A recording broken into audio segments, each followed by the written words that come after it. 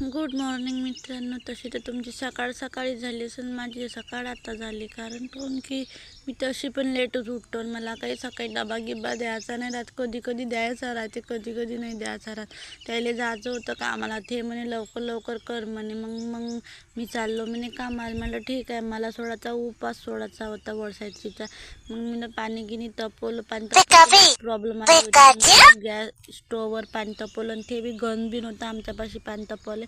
तर मी कुकरमध्ये पाणी तापवलं पटपट. मग मी साडी गिडी घातली आणि त्याला म्हणलं या म्हणलं, तर ते म्हणते चल येतोच म्हणते मी.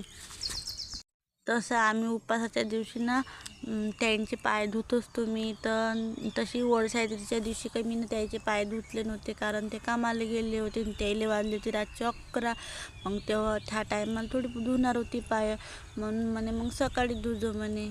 हा म्हणलं ठीक आहे म्हणलं. मग तसं बी पाणी खूप आलं होतं वडसावित्रीच्या दिवशी, आणि त्या पाण्यामध्ये कुठं एवढं भेव लागे. मी एकटीच होती, ते पण तिकडे होते. माझी धडधड होय कधी येते कधी येते.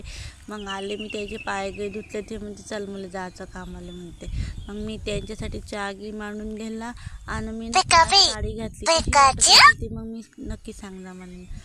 कपडे गिपडे धुतले, कारण आबाचं वातावरण लवकर होते ना, तर लवकर तयारी करायची होती मला जायची. मग कारण काहून की ते गेले होते अंजिले कामाला, तर मग मला बसनं जायचं होतं. म्हणून मी पटापट कामं आवरले सगळे.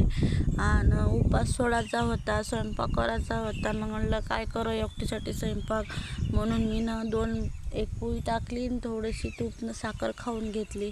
मग आली मी वाढवण्याच्या बसस्टॉपवर. आल्याबरोबरच बस लागली. मी बसमध्ये बसली ना आली वर्धेला येता येता मला 6 वाजले.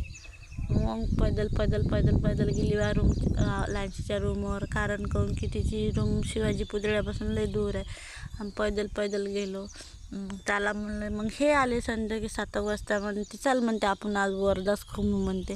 म्हणलं चला मग, आता तुम्ही म्हणतात तर मला असं वाटले पैसे आणले असेल म्हणून म्हणते मला वर्धेला चला आपण घुमायला. एखादा ड्रेस म्हणलं कायचा ड्रेस भेटते. कुत्र्याने फिरलो इकडं तिकडं आणि मग निघालो आम्ही युरियालियाच्या रातचे 12 वाजता. कुत्रं बी नव्हतं. मग आलो बा आम्ही. टाईम म्हणते हा टाईम होय का म्हणते. भली गरम झाली ते आमच्यावर. गेट सगळे उघडेच होते, कारण काहून की तिला माहिती होतं का जवळ गाडी चालवता उतरण का म्हणून डायरेक्ट गाडी सीधी घरातच आणून म्हणून तिनं काही गेट बंदच नव्हते केले, चालूच होते दोन्ही बी गेट.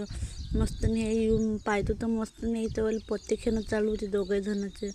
म्हणलं वा मस्त जमलं. म्हणलं मग काय करू तू येईपर्यंत काही ना काही टाईमपास करावंच लागलं म्हणे आम्हाला. ठीक आहे बा म्हणलं. मग आम्ही आणलं होतं चिकन घी आणलं होतं.